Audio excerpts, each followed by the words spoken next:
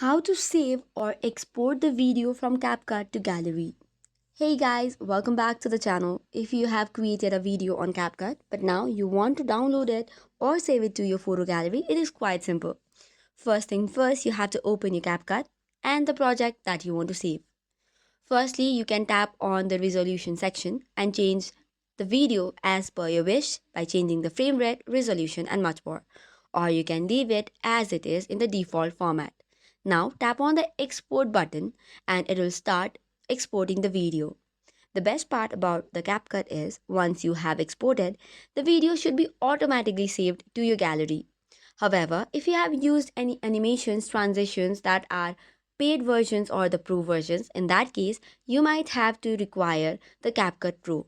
However, if it is not the case, you can simply export and save the video from CapCut to gallery. So this is all for today's video. For more such contents, do not forget to hit the like and subscribe button. Thank you and keep watching.